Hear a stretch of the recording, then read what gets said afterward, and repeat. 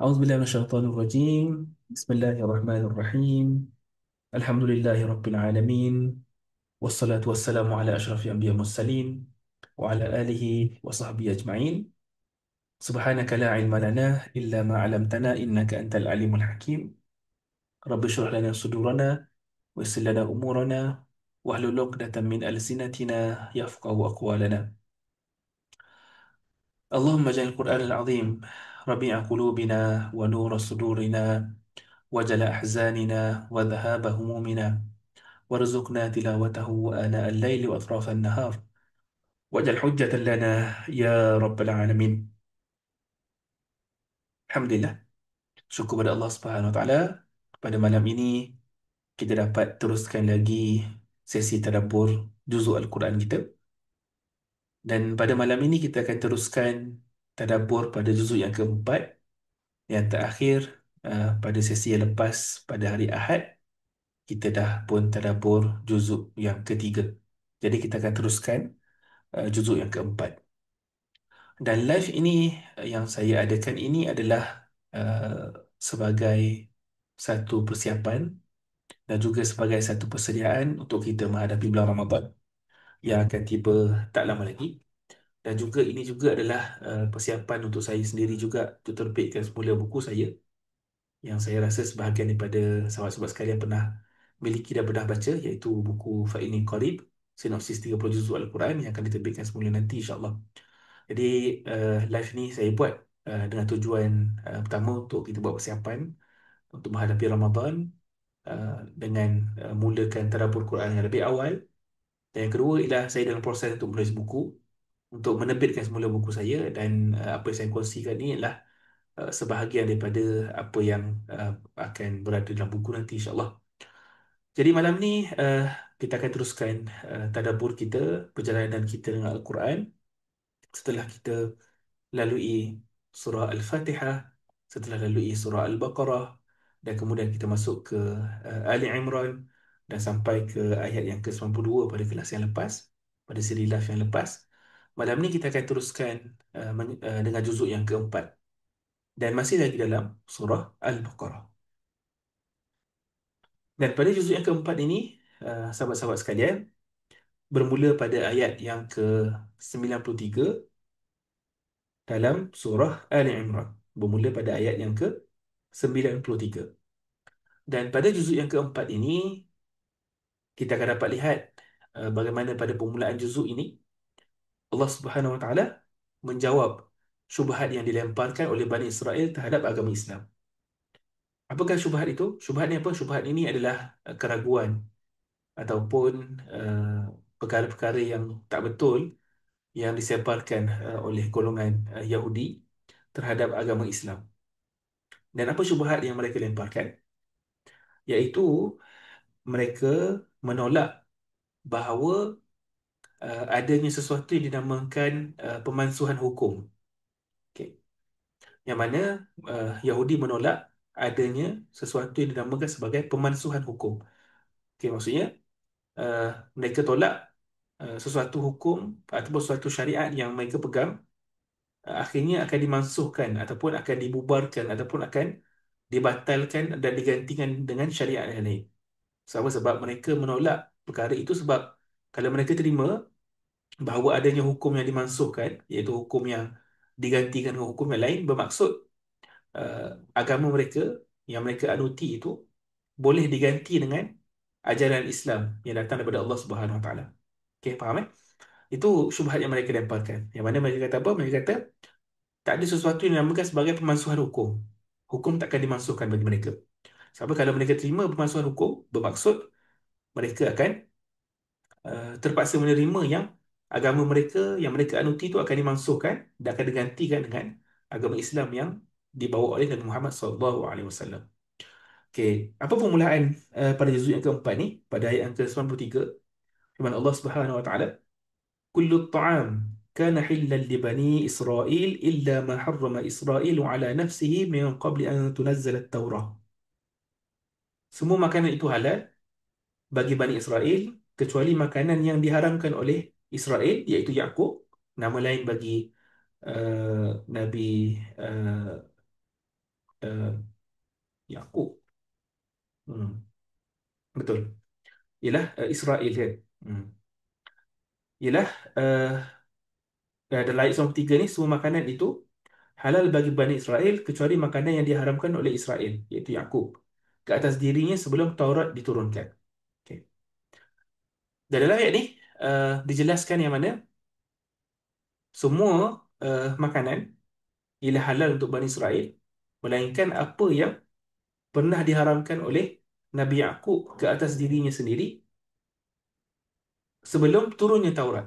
Maksudnya lepas turunnya Taurat, maka ada hukum yang telah pun diubah, yang mana ada makanan yang diharamkan dan ada makanan yang dihalalkan.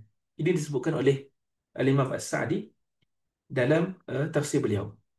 Jadi nak mudahkan kefahaman kat sini, kita tak mungkin tak dapat nak go through ataupun go deeper.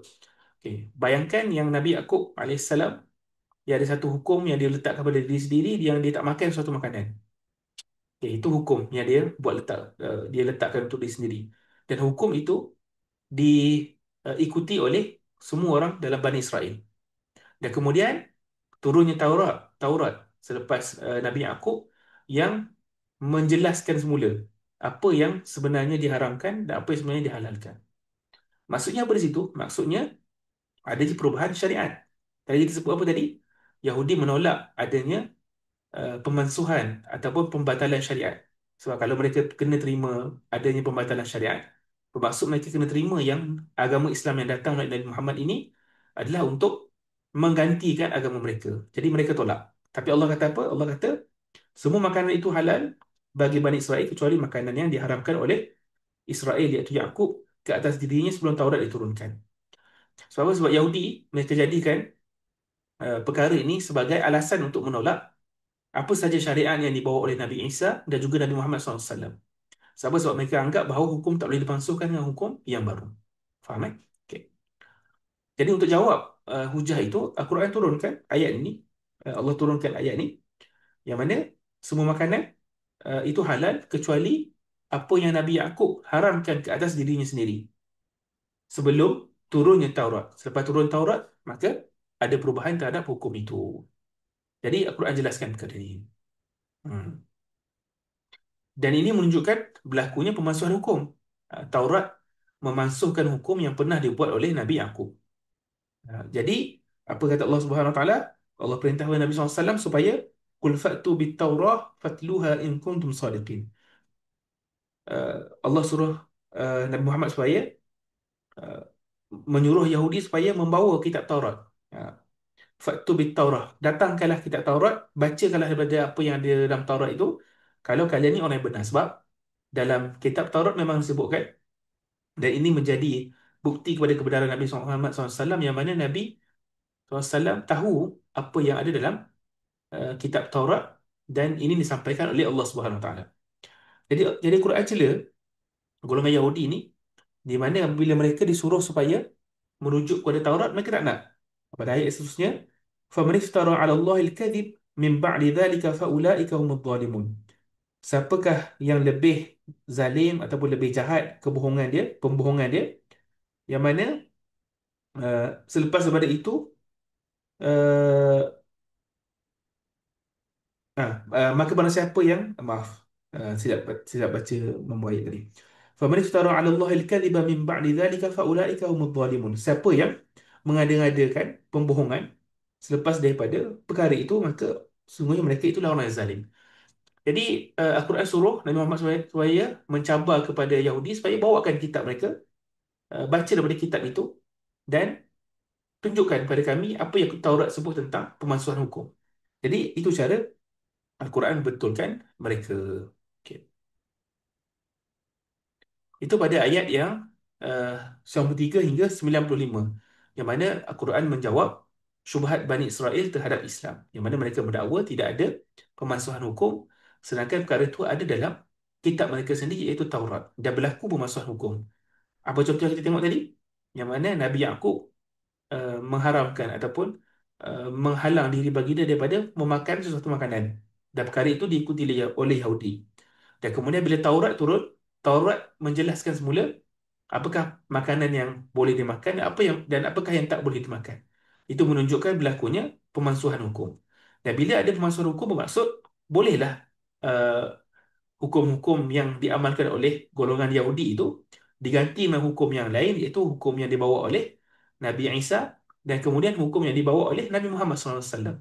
Jadi tak timbul isu yang hukum hakam tidak boleh digantikan dengan hukum yang lain. Ha. Jadi maksudnya mereka kena terimalah pada hakikatnya yang bila datang Nabi Muhammad SAW maka syariat umat yang terdahulu dimansuhkan ataupun digantikan dengan syariat yang baru. Okey. Itu pada ayat yang ke 93 hingga 95.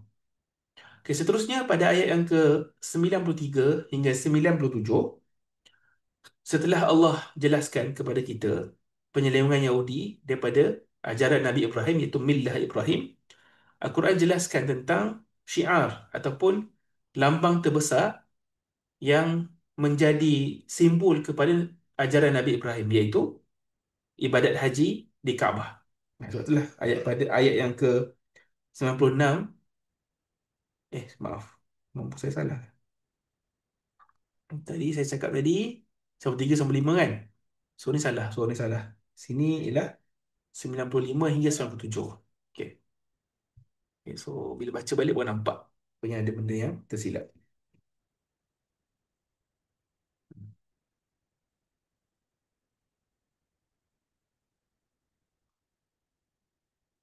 Okay.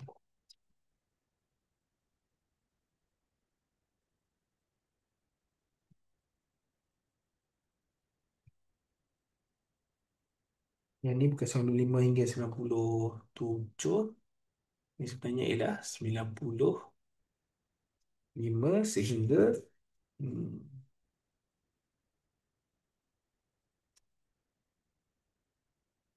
sekejap saya nak sama hingga 99. Okay. So ada kesilapan nombor sikit tadi. Okay. Saya betulkan semula. Okay, seterusnya pada ayat yang ke 95 hingga 99, ini berbicara tentang Kaabah dan juga manhaj Nabi Ibrahim. Okay, saya betulkan semula ya, nombor ayat tadi. Tadi yang pertama tadi ialah ayat 93 hingga 95, iaitu menjawab syubhat Bani Israel terhadap Islam. Yang mana mereka mendakwa tidak ada pemansuhan hukum dan sebenarnya ada dalam kitab Taurat tentang pemansuhan hukum. Okay, seterusnya pada ayat yang ke 95 hingga 99, bahagian ini menjelaskan tentang Kaabah dan juga manhaj Nabi Ibrahim. Selepas Allah dah jelaskan penyelewengan Yahudi daripada ajaran Nabi Ibrahim yang sebenar, bahagian ini jelaskan kepada kita tentang syiar ataupun lambang terbesar untuk agama yang dibawa dan disampaikan oleh Nabi Ibrahim. Apakah syiar ataupun lambang terbesar ajaran yang dibawa oleh Nabi Ibrahim? Iaitu ialah ibadat haji yang dibuat di Kaabah. Yang mana Kaabah menjadi rumah ibadat utama di bumi dan menjadi simbol penyatuan manusia dalam ketaatan kepada Allah. Apa yang akan kita baca pada bahagian 95, 96, 96 hingga 99. Salah lagi. 96. Tadi dah betul 93 hingga 95. Okay, 96 hingga 99. Okay, saya betulkan sekali lagi. 96 hingga 99. Okay. So ni kesilapan daripada saya sendiri. Okay. Apa kata Allah Subhanahu Wa Taala? Inna awwala baitin wudi'a lin-nas lalladhi bakkata mubarakan wa hudan lil alamin. Sesungguhnya rumah ibadat yang pertama yang dibangunkan untuk manusia sesungguhnya itu berada di Mekah. Ha. Mubarakan wa hudan lil alamin. Sifatnya ialah yang diberkati dan menjadi petunjuk kepada seluruh alam.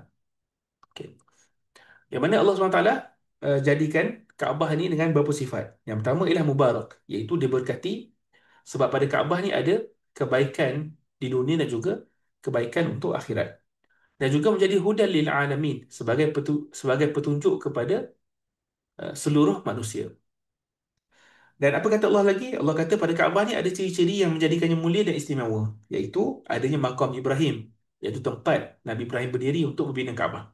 Yang mana pada asalnya kalau kita pergi ke Mekah sekarang kan, kita akan dapat lihat uh, makam Ibrahim kan, tempat Nabi Ibrahim pernah berdiri untuk membina Kaabah. Dan bila saya baca balik dalam beberapa tafsir, sebenarnya tempat makam Ibrahim yang sebenarnya itu dia sebenarnya betul-betul di sebelah Kaabah. Tapi pada zaman Sayyidina Umar, uh, posisi batu tu dialihkan jauh sedikit. Jadi sebab itulah dia nampak berada jauh sikit. Padahal tempat yang asalnya ialah dekat dengan Kaabah. Tapi dijauhkan sedikit. Itu dialihkan atas sebab tentu untuk memudahkan tawaf dan sebagainya. Okay, apa ciri-ciri yang menjadikan Kaabah ini mulia? Yang pertama ialah adanya makam Ibrahim, iaitu tempat Nabi Ibrahim berdiri untuk bina Kaabah. Dan juga Kaabah dijadikan dan Mekah itu sendiri dijadikan sebagai tempat yang selamat. Tempat yang selamat. Wa man dakhalahu kana amina. Siapa yang masuk ke Mekah, maka dia akan menjadi ataupun dia akan dilindungi dan berada dalam keadaan yang selamat. Maksudnya kat sini ialah di Mekah nyawa dan juga harta dijaga dan juga dilindungi. Dan kemudian Allah wajibkan ibadat haji untuk orang yang memenuhi syarat kemampuan fizikal dan juga harta, selamat berjalan pergi dan mampu lindungi diri daripada bahaya. Dan apa kata Allah Subhanahu Wa Taala? Siapa yang mengingkari perintah haji ini, "Wa man kafara fa inna Allah ghaniyyun 'anil 'alamin." Siapa yang ingkar, maka sesungguhnya Allah Maha Kaya daripada memerlukan sesiapa, iaitu memerlukan seluruh alam. Okay, ini bahagian yang ke-96 hingga 99, di mana Allah jelaskan tentang Kaabah, fungsi Kaabah, dan juga dijelaskan juga tentang hakikat sebenar agama Nabi Ibrahim, yang mana golongan Yahudi telah pun menyeleweng daripada agama ini. Okay. Itu bahagian 95, 96 hingga 99. Saya dah betulkan tadi ya. So tadi saya sebut 95, punya ialah 96 hingga 99. Okey, kemudian pada bahagian seterusnya kita akan dapat lihat pada ayat yang ke-100 hingga 102 ada peringatan agar tidak mengulangi kesilapan umat yang terdahulu. Ya. Bermula ayat 100 hingga 102. Yang mana setelah Allah jelaskan kepada kita bahawa agama Islam yang kita sedang anuti sekarang ni, ini ialah agama yang mewarisi manhaj Nabi Ibrahim, dan kita diperingatkan sekarang supaya menjaga warisan itu dengan kita beriman dengan agama itu dan tak mengkufurinya seperti mana yang telah ahli kitab lakukan. Kata Allah Subhanahu wa taala, "Ya ayyuhalladzina amanu in tuti'u fariqan minal ladzina utul kitab yaruddukum ba'da imanikum kafirin." Wahai orang-orang yang beriman, kalau kamu mengikuti sebahagian daripada orang yang diberikan kitab, nescaya mereka akan kembalikan semula kamu kepada kekufuran, menjadi orang yang kafir setelah kamu beriman. Jadi Allah berikan peringatan supaya kita tak ikuti orang kafir dan tak ulang balik kesilapan yang pernah dibuat oleh umat yang terdahulu. Dan Allah menegur ahli kitab yang mengingkari ayat-ayat Al-Quran yang buktikan yang membuktikan kenabian Nabi Muhammad, dan mereka juga ahli kitab ini menghalang manusia daripada mengikuti agama Allah dengan lemparkan pelbagai tuduhan dan juga keraguan. Dan Allah tanya kepada mereka, wa kaifa takfurun wa antum tutla alaikum ayatullah wa fiikum rasuluh. Ha. Dan bagaimana kamu boleh sampai menjadi kafir padahal ayat-ayat Allah ada dibacakan kepada kamu dan Nabi Muhammad hidup bersama dengan kamu, ada bersama kamu. Wa may ya'tasim billah faqad hudiya ila siratal mustaqim. Siapa yang berpegang teguh kepada Allah, maka Allah Subhanahu Wa Taala akan berikan dia petunjuk ke jalan yang lurus. Maka dia akan diberi petunjuk kepada jalan yang lurus. Hmm.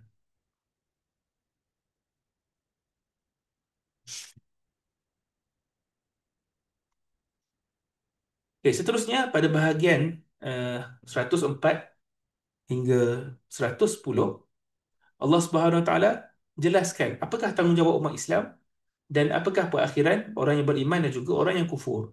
Selepas Allah dah perintahkan umat Islam supaya bersatu pada penghujung bahagian yang sebelum itu, Allah kata apa? Wa'tasimu bihablillahi jami'a wa la tafarraqu wadhkuru ni'matallahi 'alaikum idh kuntum a'da'an fa'alafa baina qulubikum fa asbahtum bi ni'matihi ikhwana. Allah kata apa? Berpegang teguhlah kamu dengan tali Allah, iaitu agama Allah, dan janganlah kamu bercerai-berai, iaitu berpecah, dan ingatlah nikmat Allah yang Allah berikan kepada kamu ketika mana kamu dahulu bermusuhan, lalu Allah satukan hatimu sehingga dengan kurniaannya kamu menjadi saudara yang beriman. Jadi selepas Allah dah perintahkan umat Islam supaya bersatu, Allah jelaskan apakah tujuan di sebalik kesatuan itu, iaitu kenapa kita disuruh bersatu, sebab ada perkara yang kita kena buat sebagai umat Islam, iaitu kita kena tegakkan kebaikan dalam masyarakat dan menjaga akidah umat. Sebab itulah pada ayat 104 dan 110 kita akan baca yang mana Allah perintahkan waltakum minkum ummatun yad'una ilal khair wa ya'muruna bil ma'ruf wa yanhauna 'anil munkar wa ulaika humul muflihun. Allah kata apa? Dan hendaklah di antara kamu ni ada segolongan orang yang menyeru kepada kebaikan, menyuruh agar membuat kebaikan, yang ma'ruf, dan mencegah daripada yang mungkar. Dan mereka itulah orang yang percaya. Dan kenapa kena menjaga kesatuan dalam umat Islam? Bahagian ini menjelaskan, iaitu supaya ada dalam kalangan kita yang dapat menegakkan kebaikan dan juga melindungi umat daripada bahaya.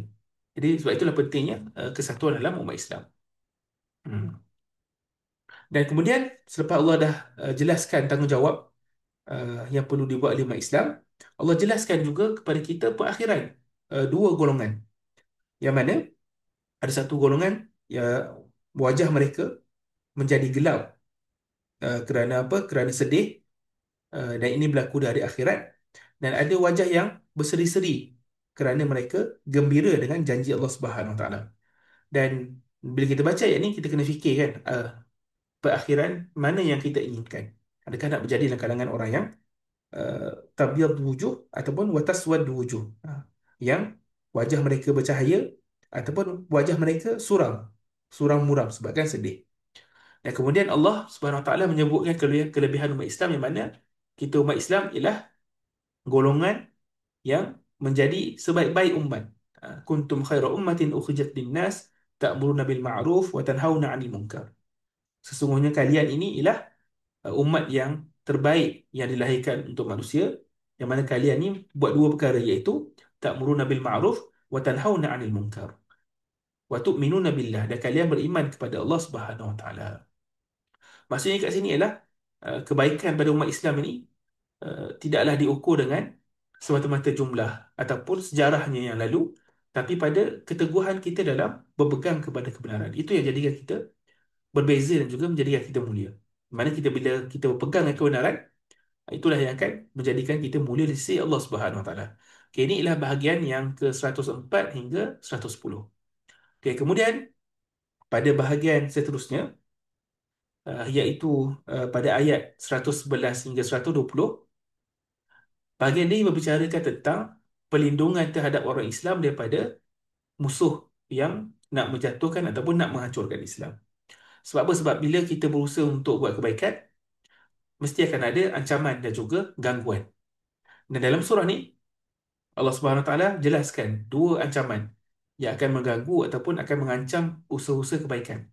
Yang mana itu akan datang daripada ahli kitab, Yahudi dan juga Nasrani, dan juga datang daripada orang yang munafik, orang yang berpura-pura beriman tapi mereka menyembunyikan kekufuran. Tapi Allah berikan jaminan bahawa apa yang mereka buat itu tidak akan memudaratkan umat Islam, melainkan dengan gangguan-gangguan yang kecil ataupun gangguan-gangguan yang tidak berbahaya. La yadurrukum illa adha. Mereka itu, iaitu Yahudi, mereka tidak akan membahayakanmu kecuali dengan gangguan-gangguan kecil. Ha. Wa yuqatilukum yuwallukumul adbar thumma la yunsarun. Dan jika mereka memerangi kamu, pasti mereka akan berpatah balik ke belakang, kemudian mereka tidak akan mendapat sebarang pertolongan. Itu janji Allah kepada umat Islam. Hmm. Dan kemudian Allah Subhanahu Wa Taala jelaskan kepada kita satu hakikat tentang golongan ahli kitab ini, khususnya Yahudi, yang mana mereka akan sentiasa ditimpa dengan kehinaan di mana sahaja mereka berada. Duribat alaihimud dhillah aynama thuqifu illa bihablin minallah wa hablin minan nas wa ba'u bighadabin minallah. Allah kata apa? Mereka itu golongan Yahudi akan diliputi, akan dikenakan dengan kehinaan di mana saja mereka berada, kecuali jika mereka berpegang pada tali Allah dan juga berpegang kepada perjanjian dengan manusia. Sini adalah satu ayat yang menarik untuk kita renungi, yang mana Allah Subhanahu Wa Taala jelaskan bahawa satu hakikat tentang Yahudi, yang mana di mana saja mereka berada dalam hidup mereka, mereka akan berada dalam kehinaan. Dan ini dijelaskan oleh Syekh Majid Maki dalam tafsir beliau. Kenapa di mana-mana saja Yahudi berada, mereka akan berada dalam keadaan yang hina ataupun dipandang hina. Itulah disebabkan oleh ajaran agama mereka yang akan jadikan mereka buat sesuatu yang menunjukkan mereka ini mementingkan diri dan akan jadikan manusia lain marah kepada mereka. Okay. Sebab apa mereka akan sentiasa pada keadaan hina? Sebab ajaran agama mereka sendiri akan jadikan mereka ni untuk buat sesuatu yang mereka ni pentingkan diri dan akan jadikan manusia lain marah kepada mereka. Dan ini dapat dilihat dalam sejarah. Kerana Yahudi tidak pernah pun berada dalam satu negara yang khusus ataupun negara yang tetap. Mereka ialah bangsa yang sentiasa ditolak dan juga dihalau daripada mana-mana kan. Dihalau dari Eropah, dihalau dari berbagai tempat kan. Sehingga akhirnya mereka berada di mana yang mereka berada sekarang kan. Dan perkara ini adalah perkara yang uh, kita dapat perhatikan juga dalam dunia kita dan juga keadaan kita. Kalau kita tengok berita-berita yang berkaitan dengan kehidupan setengah golongan Yahudi yang ortodoks kan. Macam mana disebabkan oleh pengamalan agama mereka itu menyebabkan mereka dibenci oleh masyarakat sekeliling. Saya kadang suka tengok juga, saya share pengalaman je lah kan. Kadang-kadang video-video berkaitan dengan Yahudi di New York kan. Macam mana mereka ada polis mereka sendiri, macam mana mereka uh, mereka ada larangan untuk keluar pada hari Sabtu kan. Tapi mereka letaskan tali di sekeliling bandar yang mana itu adalah sebagai jalan keluar untuk mereka lah maksudnya.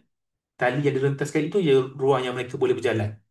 Dan juga mana bagaimana berlaku baru-baru ni terbongkar adanya terowong bawah tanah yang mereka gali untuk bergerak ke satu tempat dan dikaitkan dengan jenayah. Jadi itu menunjukkan kita kepada hakikat yang Quran sebut yang mana duribat alaihimud dhillah aynama thuqifu illa bihablin minallah wa hablin minan nas.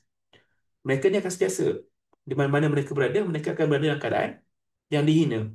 Kecuali jika mereka dapat bantuan Allah sedikit ataupun mereka berpegang ataupun mereka dapat bantuan daripada manusia. Dan bantuan daripada manusia inilah yang menyebabkan mereka dapat hidup. Bantuan daripada Allah sedikit, sikit saja dapat bantuan. Tapi yang besar mereka dapat ialah bantuan daripada manusia. Dan uh, dan mereka menubuhkan negara mereka pada hari ini pun kerana bantuan siapa?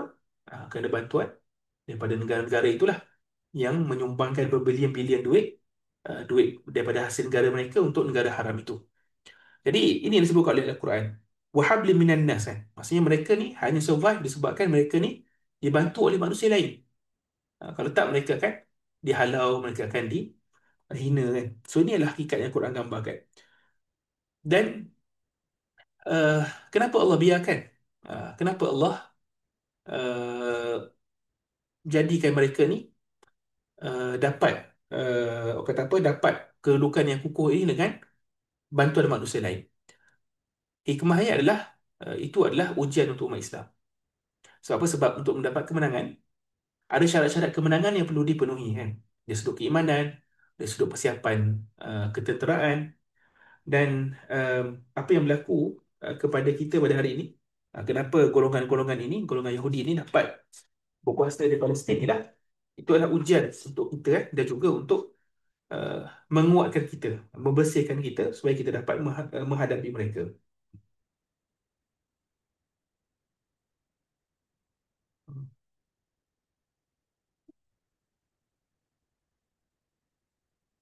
Hmm. Kata Syekh Majid Maki dalam tafsir beliau, kenapa Yahudi ni menjadi kuat dengan bantuan manusia, habli minan nas tu. Wa yakunu dhalika li hikmah ka an yu'aqiballahu bihim ummatan kharajat an manhajil haq thumma yu'iduhum ila mawqi'i dhillah al-madrubah alaihim al-muhitati bihim. Boleh jadi ialah untuk hikmah. Hikmah dia adalah kerana Allah menghukum umat yang mana telah pun keluar daripada manhaj kebenaran. Uh, dan kemudian kalau perkara ini berakhir, iaitu umat itu berpegang kepada kebenaran, maka Allah akan kembalikan semula kehinaan kepada Yahudi. Hmm. Okay. Okay, seterusnya, dalam bahagian sama juga, bila Al-Quran menceritakan tentang perangai Yahudi, menceritakan tentang kehinaan yang menimpa Yahudi, Al-Quran tetap mengajar kita supaya berlaku adil kepada ahli kitab. Sebab dalam ayat yang ke 113, Allah kata apa? Mereka tu tak sama. Mereka tu tak sama. Ada kalangan ahli kitab ni yang mana mereka ini golongan yang teguh mengamalkan agama. Mereka membaca kitab-kitab Allah pada waktu malam dan mereka bersujud dan yu'minuna billahi wal yawmil akhir wa ya'muruna bil ma'ruf. Mereka beriman kepada Allah, beriman kepada hari akhirat dan mereka menyuruh kepada ma'ruf dan mencegah daripada perkara yang mungkar. Dan Al-Quran mengajar kita supaya berlaku adil dan juga tidak mengumumkan kejahatan itu kepada semua. Sebab apa? Kita perlu kecualikan juga daripada sifat-sifat yang buruk itu ialah golongan yang beriman dalam kalangan Yahudi dan juga Nasrani sebelum datangnya Islam, yang mana dalam kalangan mereka ada ahli ibadat, ada yang jujur dalam keimanan mereka dan mereka itu tak termasuk dalam kehinaan yang berlaku ke atas orang lain dalam bangsa mereka. Itu yang Al-Quran ajarkan kepada kita daripada daripada ayat 111 hingga 120. Dan kemudian dalam ayat yang sama juga Allah SWT larang umat Islam daripada uh, menjadikan uh, teman kepercayaan daripada selain daripada orang Islam. La tattakhidhu bitanatan min dunikum la ya'lunakum khabala waddu ma 'anittum qad balatil baghdha min afwahim. Allah larang jangan jadikan orang luar daripada kalangan kamu sebagai orang kepercayaan kamu. Jangan jadikan sebagai orang kepercayaan. Sebab apa? Sebab ada kalangan mereka ni yang nak menyusahkan kamu, nak lihat kamu daripada ditimpa dengan keburukan. Okay.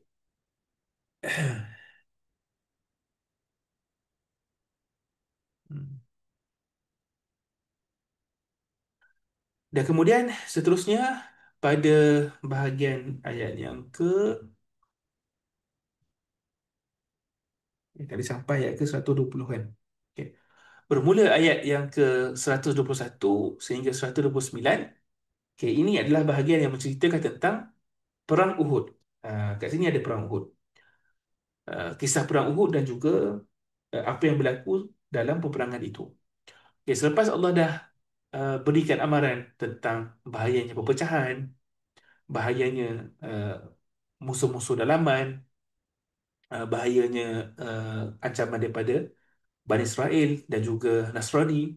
Pada bahagian ini Allah tunjukkan apa yang berlaku kalau kita berpecah dan apa kelemahan yang akan menimpa kita.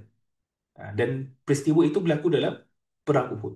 Yang mana Perang Uhud ini menjadi satu medan ujian yang akan memperlihatkan dan juga menunjukkan sejauh mana umat itu berpegang kepada prinsip yang disebutkan sebelumnya, iaitu pada ayat-ayat sebelumnya. Dan pada ayat tentang Perang Uhud ini, 121 hingga 129, Allah ingatkan bahawa kemenangan itu dan juga kekalahan itu semuanya terletak di tangannya. Hmm. وَمَا النَّصْرُ إِلَّا مِنْ عِنْدِ اللَّهِ الْعَزِيزِ الْحَكِيمِ.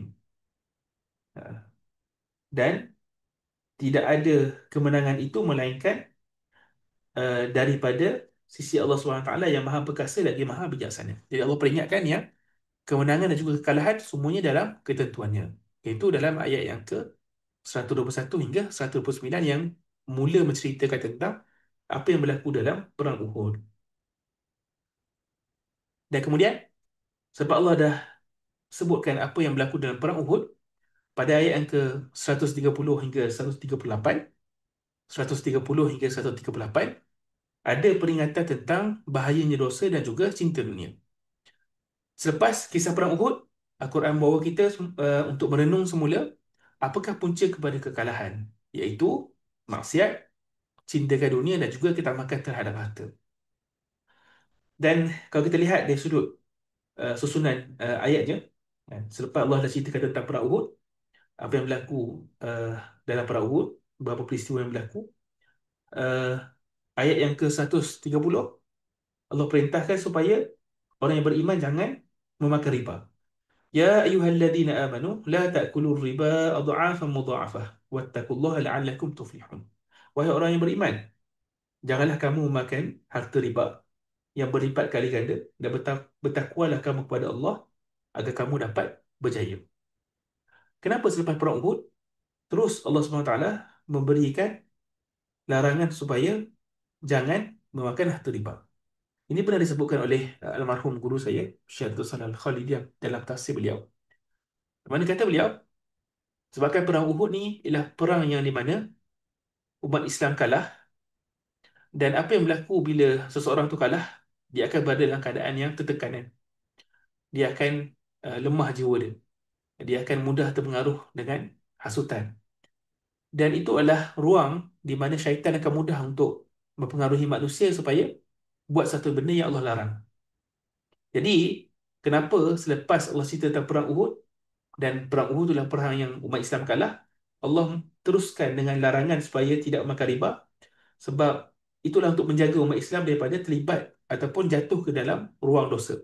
Sebab orang yang berada dalam keadaan yang lemah, yang kalah ni, dia akan mudah untuk buat satu benda yang Allah larang. Jadi ini kita belajar daripada sini ialah, kalau kita berada dalam keadaan ataupun jiwa kita yang mungkin sedang bersedih, sedang berada dalam kesusahan, kita kena berhati-hati, sebab itu ialah uh, peluang untuk syaitan menghasut kita supaya buat kejahatan. Sebab kita berada dalam keadaan yang tertekan kan. Tak peliklah kenapa bila berlaku dalam keadaan sedih dan sebagainya, ada setengah orang dia memilih dosa juga maksiat untuk menghilangkan kesedihan dia kan. Sama ada dia buat apa-apa yang dia nak buat lah. Kan, sebab apa? Sebab itulah titik lemahnya jiwa manusia. Okay, sebab itulah lepas Allah ceritakan tentang perang Uhud, Allah perintahkan supaya jangan memakan harta riba. Wattaqun narul lati uiddat lil kafirin. Dan bertakwalah kamu, takutlah kamu kepada api neraka yang disediakan untuk orang yang kafir. Dan selepas Allah tegur umat Islam, uh, jangan mendekati amalan riba, harta riba, Allah tetap membuka pintu ruang untuk bertaubat. Pada ayat ke-133, wasari'u ila maghfiratin min rabbikum wa jannatin 'arduha as-samawati wal ard u'iddat lil muttaqin. Dan bersegeralah kamu kepada keampunan daripada Tuhanmu, dan juga syurga yang luasnya seluas langit dan juga bumi, yang disediakan untuk orang yang bertakwa. Di sebalik teguran yang tegas itu, ada juga ayat yang membawa harapan dan juga pengampunan, supaya kita bersegera untuk mencari keampunan dan mencari syurga yang disediakan untuk orang yang bertakwa. Siapa orang bertakwa dalam ayat ni? Alladzina yunfiquna fis sarra'i wad dharra. Orang yang mana mereka berinfak pada keadaan lapang dan juga sempit. Wal kadhimin al ghair, yang menahan kemarahannya. Wal 'afin 'anil nas, yang melarang menghalang kemarahannya, yang mengawal kemarahannya, dan dia memilih untuk memaafkan manusia. Wallahu yuhibbul muhsinin. Allah suka dan juga mencintai orang yang buat kebaikan. Dan juga mereka ni siapa lagi? Walladzina idza fa'alu fahishatan aw zalamu anfusahum dzakarullah. Orang yang mana bila mereka buat satu perbuatan yang keji atau mereka menzalimi diri mereka sendiri, mereka terus mengingat Allah. Fastaghfiru lidzunubihim wa man yaghfiru dzunuba illa Allah. Dan mereka minta ampun untuk dosa-dosa mereka, dan siapa lagi yang boleh mengampunkan dosa selain daripada Allah? Walam yusirru ala ma fa'alu wa hum ya'lamun. Dan mereka ialah orang yang tak teruskan lagi dosa mereka itu, dan mereka tahu bahawa perbuatan itu salah, dan mereka tahu Allah SWT Maha mengampunkan dosa. Jadi inilah orang yang mana ganjaran dia nanti ialah dia akan dapat keampunan, dia akan dapat syurga yang mengalir bawahnya, uh, uh, sungai, dan mereka kekal selama-lamanya dalam itu. Jadi nampak tak bagaimana dalam larangan supaya tidak mendekati riba, dan kemudian Allah buka peluang dan juga jalan untuk keampunan dan juga rahmat. Dan semuanya datang dalam konteks selepas perang Uhud. Sebab apa? Sebab perang Uhud inilah perang yang umat Islam kalah, dan para sahabat berada dalam keadaan yang motivasi atau semangat mereka lemah. Jadi Al-Quran datang untuk mengubat kesedihan-kesedihan itu. Dengan cara apa? Dengan cara memperingatkan ni tempat-tempat yang bahaya. Bila dalam keadaan yang lemah, ini adalah tempat-tempat yang bahaya untuk didekati. Jangan dekati dosa. Ingatlah Allah Maha Pengampun. Teruskan buat kebaikan. So itu bahagian ini ceritakan kepada kita. Okay.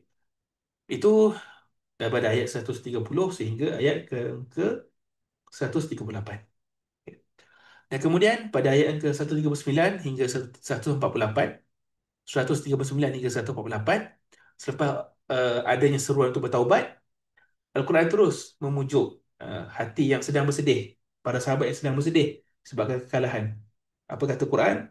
wala tahinu wala tahzanu wa antumul a'laun in kuntum mu'minin. Janganlah kamu rasa lemah, janganlah kamu rasa sedih, dan sesungguhnya kamu ialah yang paling tinggi kedudukannya kalau kamu beriman.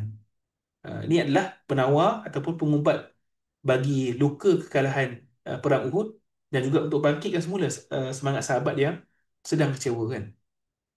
Dan kemudian Allah jelaskan kenapa berlakunya kekalahan. Kenapa berlaku kekalahan, iaitu waliyumahhisallahu alladhina amanu wa yamhaqal kafirin. Allah nak bersihkan, Allah nak tapis orang yang beriman, dan juga Allah nak menghancurkan orang yang kafir. Dan Allah jelaskan juga ujian yang berlaku ini adalah untuk mempermudahkan mereka untuk masuk syurga. Am hasibtum an tadkhulul jannah walamma ya'lamillahu alladhina jahadu minkum wa ya'lamas sabirin. Adakah kamu rasa kamu dapat masuk syurga sedangkan belum jelas ataupun terzahir daripada diri kamu uh, mujahadah, iaitu siapa yang berjihad dan siapakah yang bersabar. Sebab Allah tahu semua perkara, tapi Allah nak zahirkan itu sebagai hujah ataupun bukti. Jadi kenapa berlakunya perang, berlakunya kesusahan, berlakunya kekalahan, ialah supaya itu adalah harga yang perlu dibayar untuk masuk ke dalam syurga. Hmm. Iaitu pada bahagian 139 hingga 148.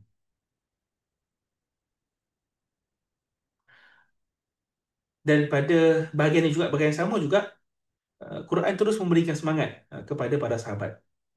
Yang mana Quran jelaskan, wa ka'ayyin min nabiyyin qatala ma'ahu ribbiyun wa ka'ayyin min nabiyyin qatala ma'ahu ribbiyun katsir fama wahanu lima asabahum fi sabilillah wa ma dha'fu wa mastakanu wallahu yuhibbus sabirin.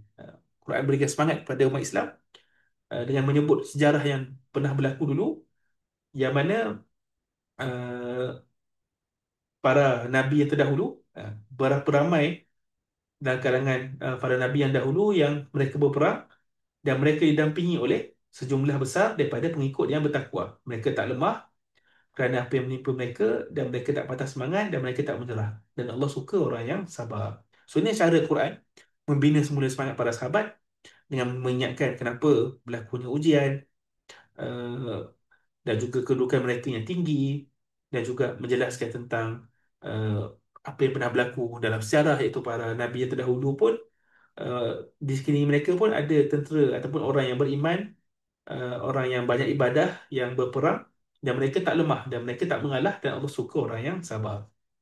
Hmm. Okey, itu dalam ayat yang ke-39 hingga 148. Saya ringkasnya secara umumnya. Dan kemudian pada ayat yang ke-149 hingga 153, Allah SWT larang umat Islam daripada mematuhi musuh, dan Allah menyeru kepada uh, syura, iaitu mesyuarat untuk menentukan sesuatu perkara. Okay.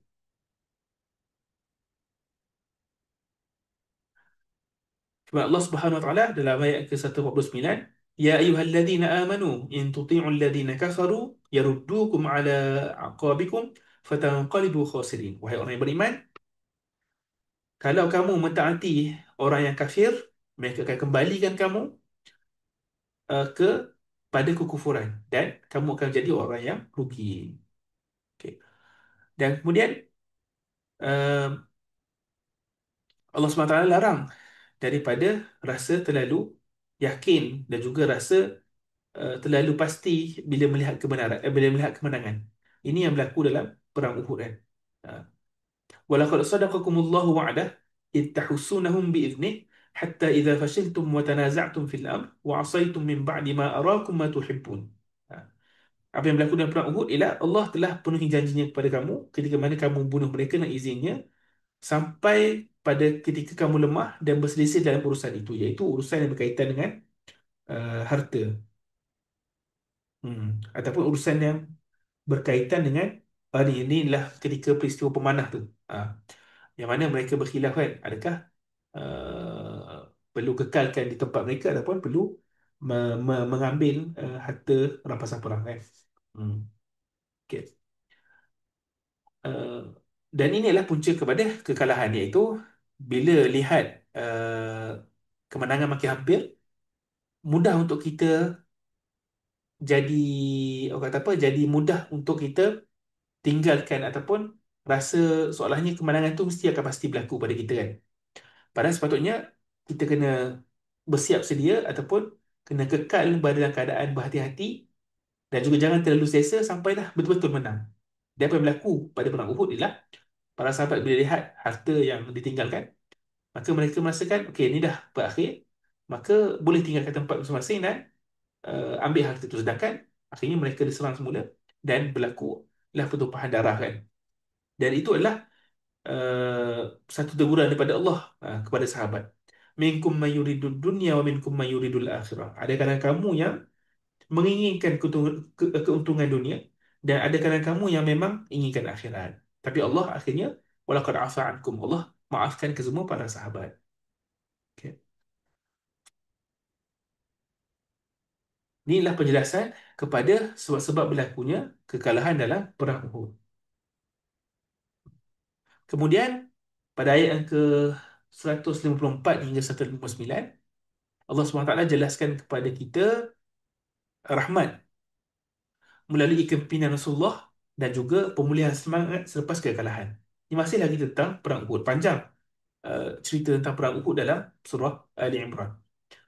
Ya, kemudian apa yang berlaku ketika perang Uhud adalah Nabi Muhammad SAW tetap teguh, tetap berada di tempat baginda.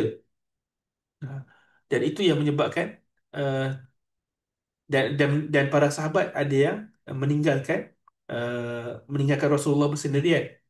Dan itulah yang menyebabkan Allah menimpakan kepada mereka ghamman bi gham, iaitu kekalahan dengan kekalahan yang lain supaya hikmah dia supaya apa? Supaya mereka tak sedih dengan apa yang telah terlepas daripada harta peperangan dan juga tidak bersedih dengan apa yang menimpa dari sudut kekalahan dan juga kematian.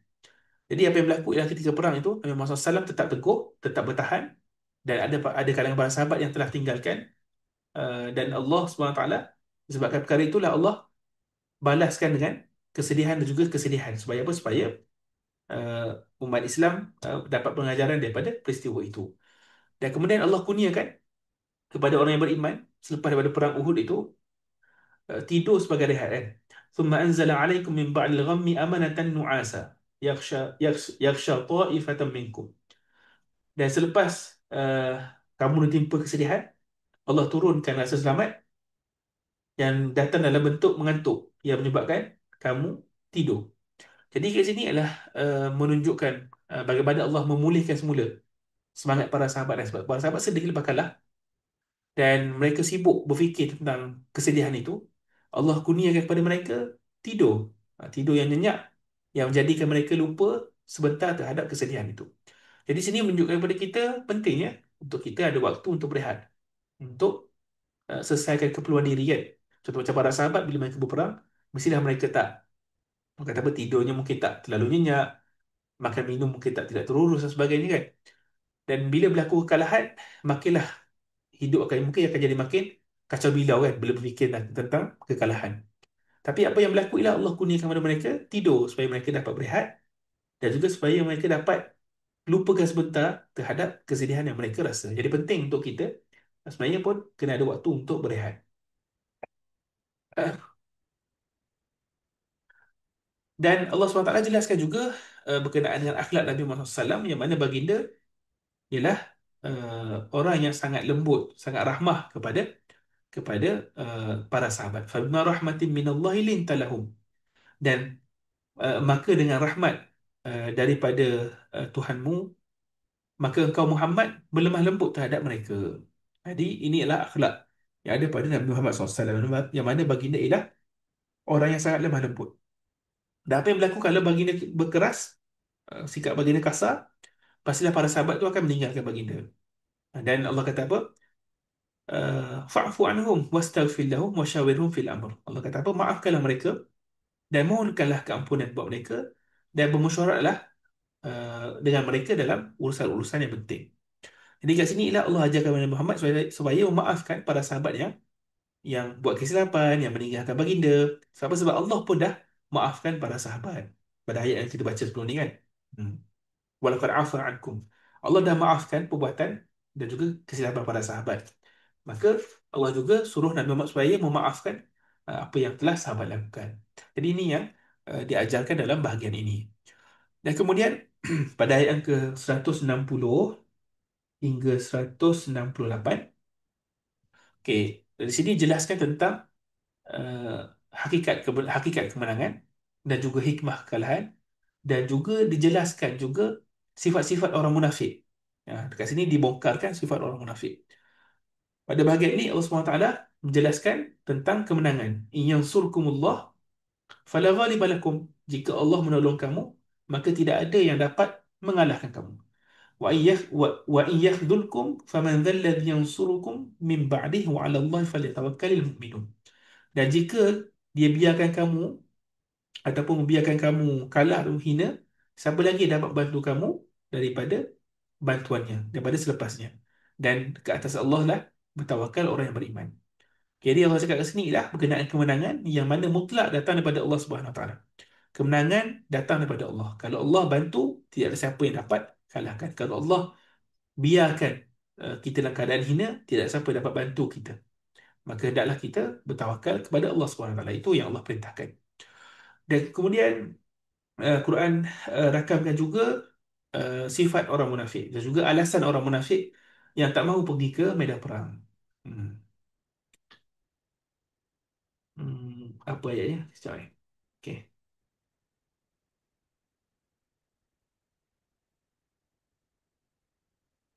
Hmm. Okey. Yang mana alasan mereka berikan adalah uh, qalu law na'lamu qitalan lattaba'nakum. Ha. Kalaulah kami tahu berperang, pasti kami akan ikut kamu. Mereka berbohong. Itu alasan yang mereka beri. Padahal mereka sebenarnya tak nak pergi kan. Padahal mereka sebenarnya ada kemampuan untuk berperang, tapi mereka memilih untuk tidak ikuti peperangan. Dan ini hikmah daripada kekalahan perang Uhud. Sebab bila berlaku kekalahan, orang munafik ni cepat-cepat tidak mahu berada dalam pihak yang kalah. Seorang munafik kan dia pertengahan antara kufur dan juga iman kan. Sebab kalau menang, mestilah mereka akan menyambutnya bersama kan. Mestilah mereka akan jadi orang yang sama-sama menyambut kemenangan. Tapi bila berlaku kekalahan, itu adalah cara Allah SWT untuk menyaring dan juga untuk membersihkan siapa yang jujur dan siapa yang munafik. So, bila berlaku kekalahan, mereka mencela umat Islam kan. Mereka cakap apa? Alladzina qalu li ikhwanihim wa qa'alu law ata'una ma qutilu qul fadra'u an anfusikumul maut in kuntum sadiqin. Orang-orang yang mana mereka berkata kepada saudara mereka dan mereka tak ikut pergi berperang, kalaulah mereka bersama dengan kita kat Madinah ni, tentulah mereka tak terbunuh. Itu kata-kata yang menyakitkan daripada kalangan munafik ni. Dan Allah kata apa? Qul fadra'u an anfusikum qul fadra'u an anfusikumul maut in kuntum sadiqin. Allah kata apa? Katakanlah wahai Muhammad, maka halanglah kematian daripada diri kamu kalau kamu orang yang benar. Jadi bila berlaku kekalahan perang Uhud, ini adalah satu cara untuk Allah SWT tunjukkan siapakah yang benar-benar jujur bersama dengan Nabi dan siapa yang berpura-pura. Sebab itu memang yang dibuat oleh orang munafikin. Yang mana mereka mencela, mereka merendah-rendahkan orang yang kalah. Sedangkan walaupun mereka kalah, pada hakikatnya ialah mereka berada uh, para sahabat yang terkorban itu dalam perang Uhud, mereka ialah orang yang syahid. Dan bila syahid, menanglah. Walaupun kalah di dunia kan.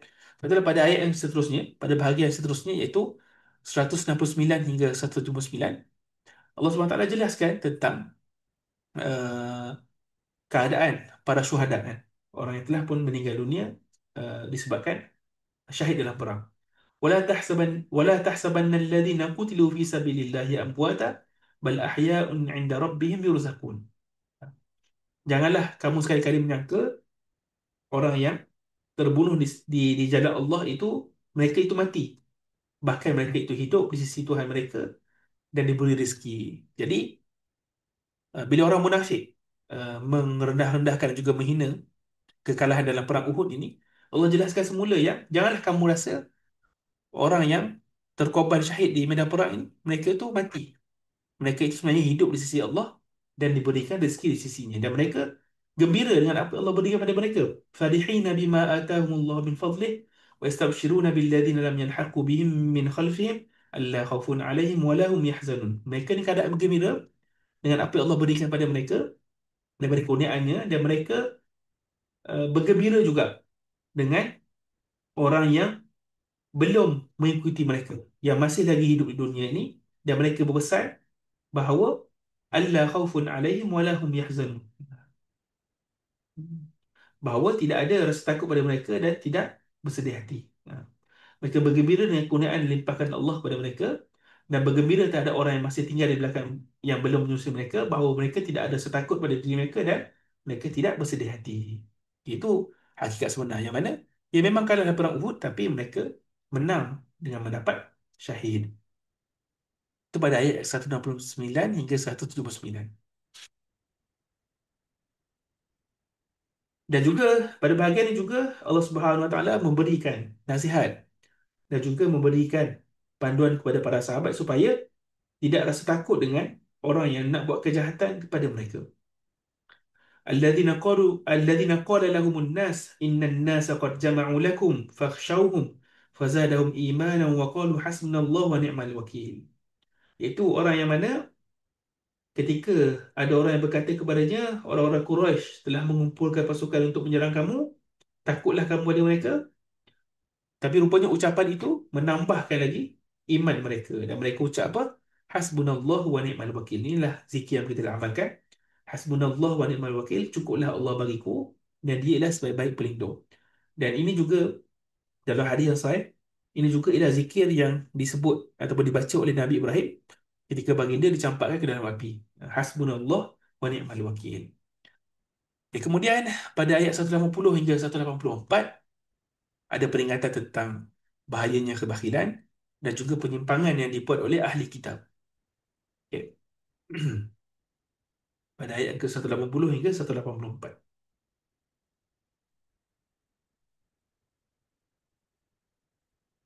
Yang mana golongan Yahudi ni, antara sifat mereka adalah ataupun perbuatan mereka yang Allah rakamkan dalam bahagian ini ialah mereka mengatakan bahawa Allah tu miskin dan mereka itu kaya. Ini adalah satu kata-kata yang sangat kurang ajar, dan juga kata-kata yang uh, tak patut diucapkan oleh orang yang mendakwa mereka beriman. Laqad sami Allah qawla alladhina qalu inna Allah faqir wa nahnu aghniya. Sanaktubu ma qalu wa qatlahumul anbiya bighairi haqq wa naqulu dhuqu adzabal hariq. Sesungguhnya Allah telah mendengar kata-kata orang Yahudi yang mengatakan sesungguhnya Allah itu miskin dan kami kaya. Inilah menunjukkan betapa teruknya sifat kedekut mereka yang tidak mahu memberikan sumbangan, yang tidak mahu memberikan sedekah. Dan Allah kata apa? Kami akan catat perbuatan mereka, yang mana mereka membunuh para nabi tanpa alasan yang benar, dan kami akan mengatakan kepada mereka pada akhirat, dzuqu adzabul hariq. Rasakanlah azab seksi yang pedih. Okey.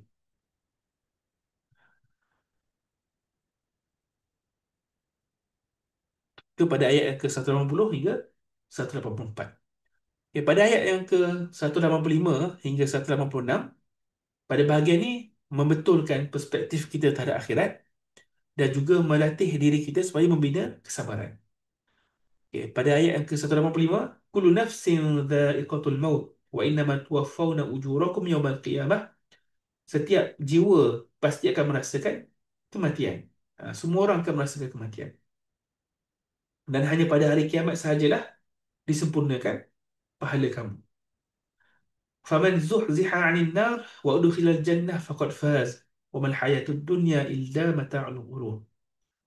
Maka siapa yang zuhziha, zuhziha ni dijauhkan daripada api neraka dan dimasukkan ke dalam syurga, faqad faz, ini adalah orang yang telah pun berjaya. Jadi pada bahagian ni Allah Subhanahu Wa Taala membetulkan hakikat kejayaan yang sebenar. Kejayaan yang sebenar tu apa? Zuhziha 'anil nar. Yang mana orang yang dijauhkan daripada neraka dan masuk dalam syurga, itulah orang yang berjaya. Dan Allah kata apa tentang hakikat dunia ni? Wa mal hayatud dunya illa mata'ul ghurur. Dan tidaklah kehidupan dunia ini melainkan kesenangan yang menipu. Wa mal hayatud dunya, kehidupan dunia, melainkan kesenangan yang menipu. Okay, ini ialah cara Al-Quran mengubah cara pandang kita terhadap kejayaan. Bila orang sebut tentang berjaya, seringkali kita bayangkan berjaya ni ialah keduniaan lah kan. Dapat itu, dapat ini, dapat kejayaan itu ini kan. Tapi Quran membetulkan semula kejayaan bagi umat Islam, iaitu zuhziha 'anil nar, di mana orang yang dijauhkan daripada api neraka, wa udkhilal jannah faqad faz. Itulah orang yang berjaya. Dan kemudian uh, Allah jelaskan juga tentang hakikat dunia ni, yang mana kita akan diuji pada harta, pada diri, dan kita akan mendengar kata-kata yang menyakitkan daripada ahli kitab dan juga daripada orang yang musyrikin. Dan ini pada ayat ini turunkan pada sahabat lah, dan juga generasi seterusnya kan. Mereka akan mendengar kata-kata yang menyakitkan, mesti akan dengar. Untuk kita pun, kita akan lalui juga kesakitan dalam hidup ni. Wa in tasbiru wa tattaqu fa inna dhalika min azmil umur. Kalau sabar dan bertakwa, itu adalah termasuk dalam perkara yang patut dibuat dan juga patut diutamakan. Itu bahagian 185 hingga 186.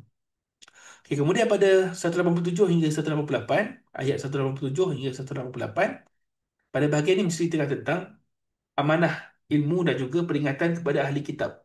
Apakah tanggungjawab orang yang berilmu, orang yang diberikan ilmu, dan uh, perkara ini dijelaskan melalui janji yang diambil daripada golongan ahli kitab. Wa idh akhadha Allahu mitsaqal ladzina utul kitab latubayyinunnahu lin-nas latubayyinunnahu lin-nas wa la taktumunahu fanabadhuhu wara'a dhuhurihim washtaru bihi thamanan qalila fabi'sa ma yashtarun. Dan ingatlah ketika mana Allah mengambil janji daripada orang yang telah diberi kitab, iaitu apa tanggungjawab orang yang diberi kitab ni? Latubayyinunnahu linnas, di mana kamu akan benar-benar terangkan isi dia kepada orang, kepada manusia. Wala taktumunahu, dan kamu tidak akan sembunyikan isinya. Ya, maksudnya terangkan betul-betul apa yang Allah perintahkan dan jangan sembunyikan apa-apa. Ha. Tapi apa yang berlaku ialah fanabadhuhu wara'a dhuhurihim, mereka lemparkan uh, kebenaran itu, janji ataupun janji itu kepada ke arah belakang kan. So, maksudnya mereka langgar janji itu dan mereka jual beli kebenaran dengan harga yang rendah, harga yang murah. Fabik sama yashtarun. Itulah seburuk-buruk jual beli yang mereka buat. Jadi inilah tanggungjawab untuk orang yang diberikan ilmu, yang mana mereka perlu sampaikan ilmu itu dengan penuh kejujuran dan juga tak sembunyikan apa-apa. Dan ini janji Allah ambil melalui golongan ahli kitab, dan uh, untuk kita juga sebagai tanggungjawab siapa yang diberikan ilmu. Hmm.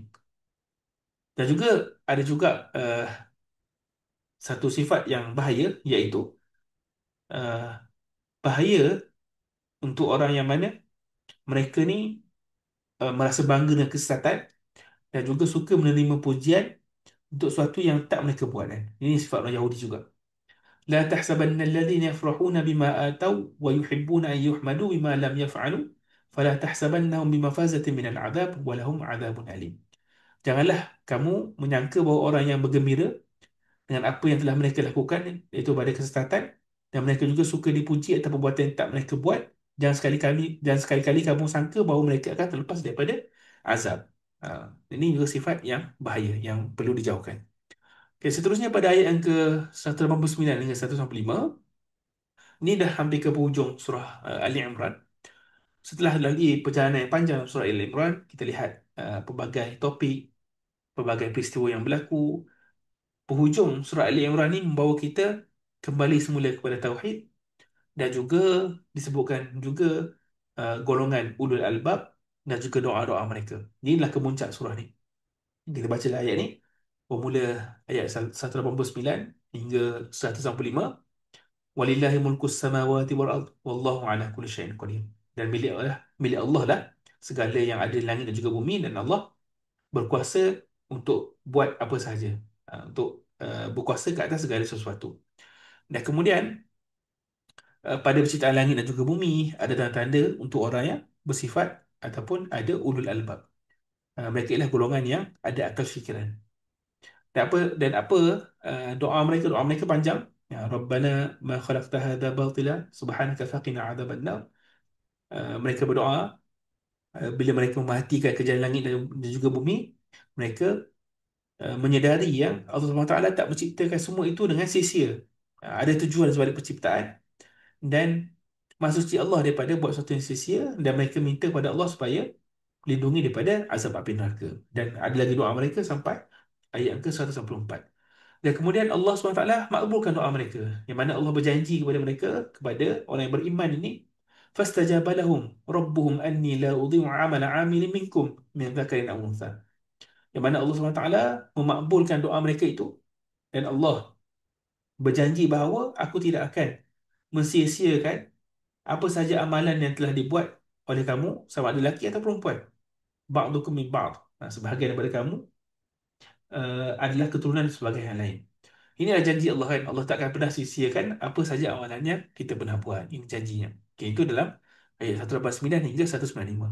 Kemudian bahagian terakhir dalam surah Ali Imran, ayat yang ke-196 hingga 200, Allah SWT kembali memberikan peringatan tentang tipu daya musuh dan juga pesanan agar beristiqamah dalam agama. Yang mana Allah SWT memberikan peringatan supaya jangan terpedaya dengan pergerakan musuh, pergerakan orang kafir yang kelihatannya seperti menakutkan. La yaghurrannaka taqallubul ladina kafaru fil bilad.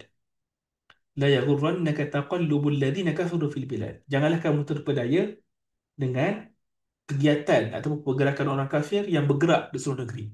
Yang nampak menakutkan, yang nampak tersusun dan juga ramai. Sebab apa? Mata'un qalil, thumma ma'wahum jahannam wa bi'sal mihad. Itu adalah satu kesenangan yang sementara, kemudahan yang sementara, sedangkan tempat kembali mereka ialah neraka jahanam, dan itu adalah seburuk-buruk tempat tinggal. Di kat sini Allah SWT berikan jaminan kepada umat Islam, yang mana apa yang mereka lihat dari sudut kekuatan orang kafir itu adalah mata'un qalil, kesenangan yang sementara. Sebab apa? Sebab bila mereka kembali ke hari akhirat, tempat mereka ialah neraka jahanam. Okay. Dan pada akhir surah Ali Imran, Allah SWT perintahkan umat Islam supaya bersabar dan juga kuatkan kesabaran dan juga bertahan dan bertakwa kepada Allah, dan itu adalah sebab ataupun caranya untuk mendapat kejayaan. Ya ayyuhalladzina amanu sabiru wasabiru warabitu wattaqullaha la'allakum tuflihun. Wahai orang yang beriman, bersabarlah kamu dan kuatkanlah kesabaran. Warabitu, dan bertahanlah dan bertakwalah kepada Allah supaya kamu berjaya. Kita melalui perjalanan yang panjang dalam surah Al-Imran, bermula daripada permulaan surah, kita lihat adanya kekalahan, adanya pengajaran, adanya teguran, adanya harapan. Surah ini berakhir dengan satu janji, yang mana kemenangan adalah milik orang yang bersabar dan juga orang yang bertakwa, iaitu surah Ali Imran. Saya lihat kejap. Right. Okay. Sorry. Okey, seterusnya, setelah selesai surah Ali Imran, kita akan masuk ke dalam surah yang baru, iaitu surah An-Nisa.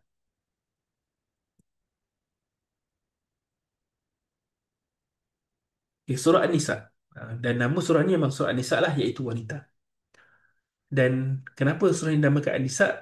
Disebabkan dalam surah ini banyak berbicarakan tentang hukum hakam yang berkaitan dengan wanita dan juga hukum hakam yang berkaitan dengan kekeluargaan.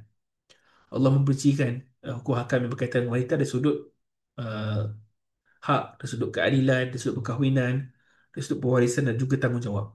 Dan para ulama menamakan surah An-Nisa yang kita baca ini sebagai An-Nisa Al-Kubra, iaitu surah Nisa yang besar, yang utama. Dan ada satu lagi yang dinamakan, surah lain yang dinamakan sebagai An-Nisa As-Sughra. An-Nisa As-Sughra ialah surah At-Talaq. Sebab apa, sebab apa surah An-Nisa, surah At-Talaq dinamakan An-Nisa As-Sughra? Sebab ada juga dalam surah At-Talaq itu hukum hakam yang berkaitan dengan wanita. Dan surah An-Nisa ni ialah surah An-Nisa Al-Kubra, iaitu surah An-Nisa yang besar. Sebab ada banyak perbincangan tentang hukum hakam wanita dan juga yang berkaitan dengan masyarakat. Itu surah An-Nisa. Dan tema dan topik utama surah An-Nisa ni adalah keadilan dan juga rahmat Allah kepada manusia.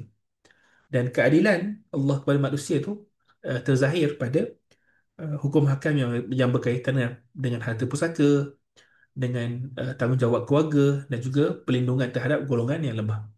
Dan rahmat pula jelas dalam surah ni bila kita lihat hukum hakam yang diturunkan oleh Allah bukan untuk membebankan, tapi untuk menjaga dan melindungi hak antara lelaki dan juga wanita, juga antara individu dan juga masyarakat. Jadi dalam surah ni kita akan dapat lihat bagaimana Quran memperincikan hukum-hukum berkaitan dengan kekeluargaan, berkaitan dengan wanita, dan pada setiap hukum tu kita akan dapat lihat keadilan dan juga rahmat yang Allah letakkan dalam hukum itu. Sebab apa? Sebab surah ni juga dia akan kita dapat lihat bagaimana dia akan uh, mengatur kehidupan masyarakat dan juga negara kan. Sebab surah Nisa ni fokus dia banyak kepada menyusun hubungan antara manusia berkaitan dengan mahram, wanita yang diharamkan untuk lelaki berkahwin, dan juga berkaitan dengan harta anak yatim, hak manusia, ada berkaitan dengan jihad, dan juga ada satu bahagian yang menolak dakwah-dakwahan palsu terhadap Nabi Isa. Jadi semua ni adalah sistem untuk atur kehidupan bernegara dan juga bermasyarakat. Dan surah ni menjadi asas kepada masyarakat yang berakhlak, masyarakat yang baik, dan juga masyarakat yang berpaksikan kepada tanggungjawab. Jadi ini kelebihan surah An-Nisa. Hmm.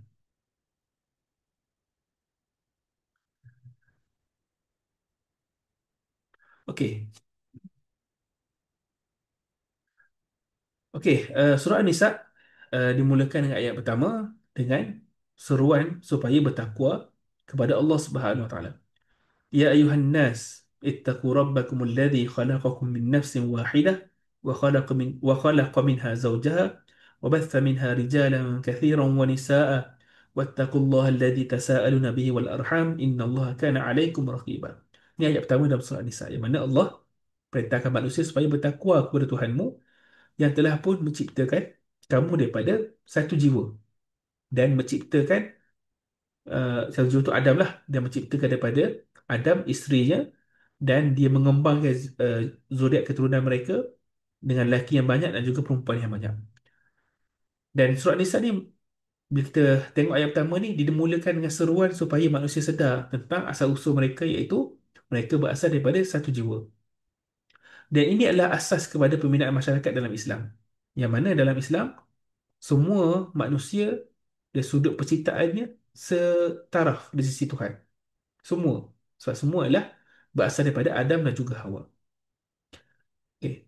Jadi ini penting uh, dalam bila kita nak bina satu masyarakat atau negara, bila ada diskriminasi terhadap setengah golongan, setengah manusia, itu adalah perkara yang tak sepatutnya berlaku. Sebab Al-Quran pun mulakan dengan seruan bahawa semua manusia ni sama di sisi Allah Subhanahu Wa Taala. Yang membezakan ialah orang yang bertakwa kan.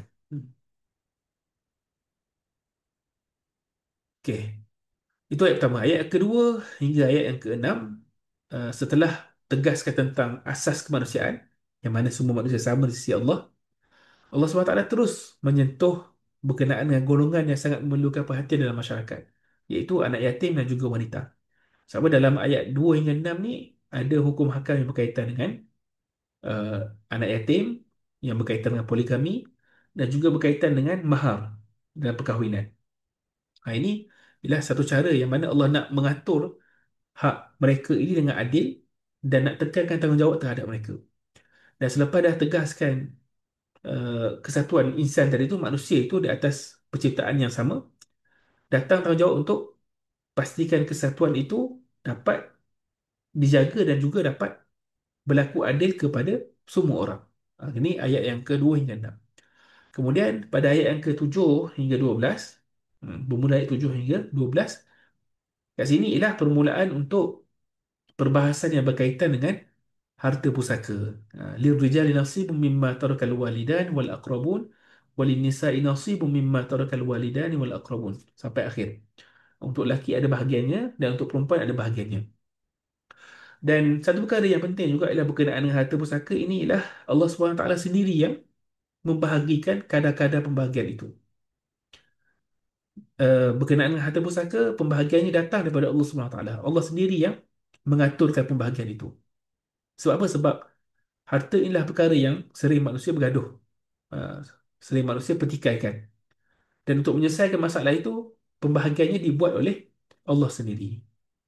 Dan bila Allah buat macam tu, itu adalah tujuan dia untuk menunjukkan kecakanan Allah terhadap perkara yang uh, berat dalam hidup manusia, dan juga untuk menjaga keseimbangan dalam masyarakat.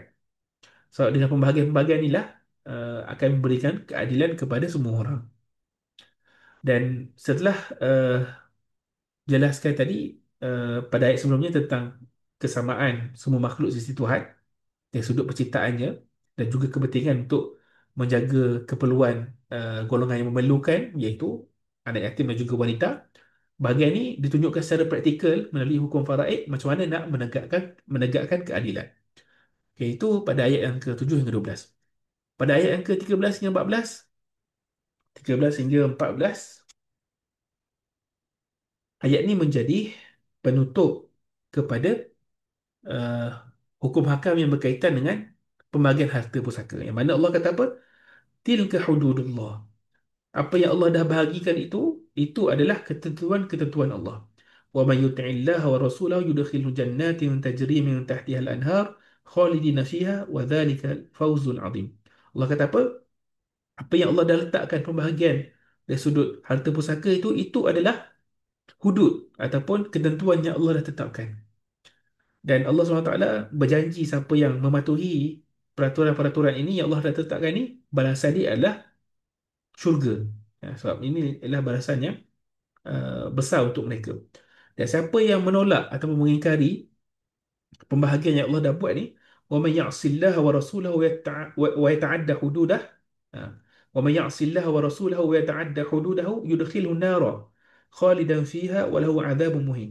Siapa yang mendahkai Allah dan langgar apa yang Allah dah tetapkan di sudut pembahagian harta pusaka ini, Allah akan masukkan dia ke dalam neraka dan dia akan kekal dalamnya selama-lamanya. So ni satu perkara yang sangat penting berkaitan dengan harta pusaka, yang mana ini adalah hak Allah SWT yang Allah dah tentukan juga putuskan. Tak boleh kalau kita tak mengikutnya. So ini penting. Sebab itulah dia akhiri dengan ayat yang sangat tegas ini. Siapa yang ingkar akan ada balasannya. Siapa yang taat kepada apa yang Allah dah putuskan ini akan dapat pahalanya. Okey. Itu ayat 13 hingga ayat 14. Kemudian pada ayat yang ke-15 hingga ayat yang ke-18, di sini sebab Allah dah jelaskan tentang pembagian harta pusaka, bahagian ini beralih kepada tentang penjagaan maruah. Sebab apa? Sebab dalam bahagian ini ada hukum hakam yang berkaitan dengan pezina. Okey, pada ayat yang ke-15 hingga 18. Jadi tadi Allah dah jelaskan tentang penjagaan seluruh harta kan. Supaya harta tu tak menjadi rebutan, tak menjadi punca perbalahan, Allah dah bahagikan sendiri mengikut hukum faraidnya. Okay, selesai tentang pembagian harta. Bila masuk ke ayat ke-15 hingga 18, di sini adalah tentang penjagaan maruah, iaitu hukum hakam yang berkaitan dengan berzina. Dan bila Allah jelaskan hukum hakam yang berkaitan dengan berzina, Allah juga membuka pintu taubat untuk orang yang nak bertaubat. Ada hukuman dan juga ada jalan taubat untuk mereka kan. Innamat taubatu 'ala Allah lil ladzina ya'maluna as-su'a bi jahalah thumma yatubuna min qarib fa ulaika yatubu Allah 'alaihim wa kana Allahu 'aliman hakima. Sesungguhnya taubat kepada Allah itu hanya layak bagi mereka yang buat kejahatan kerana tidak mengerti atau tidak tahu.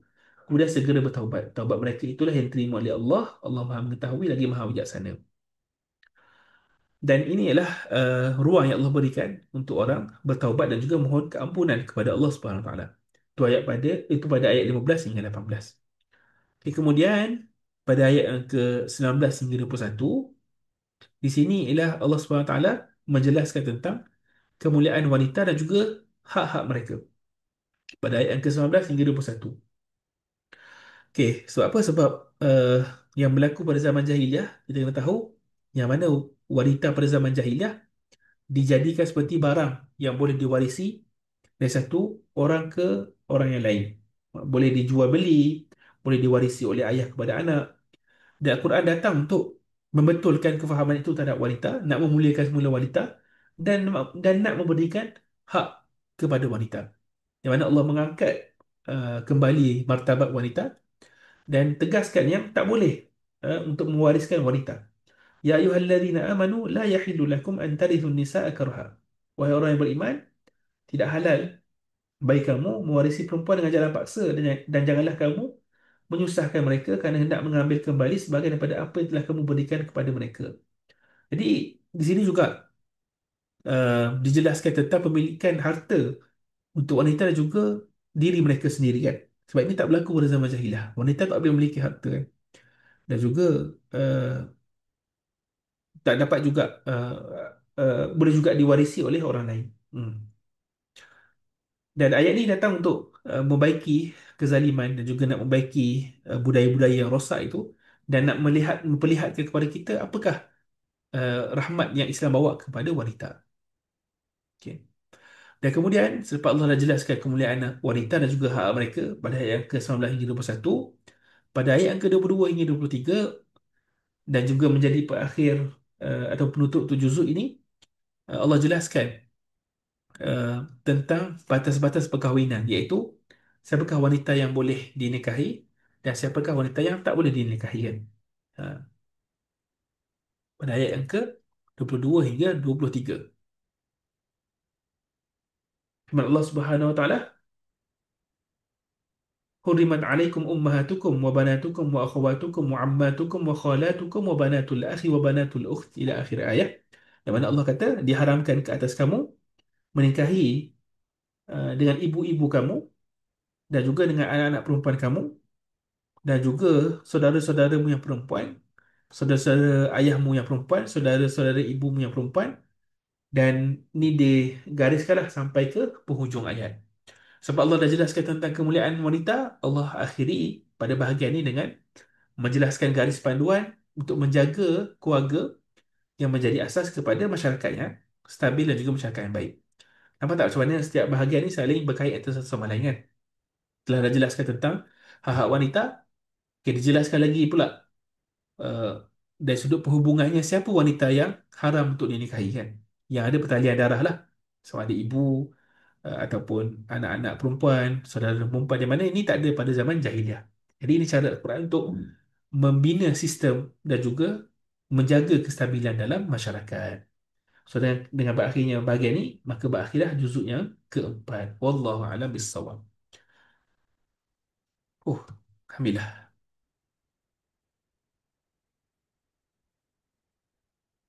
Okey, saya tekan rekod.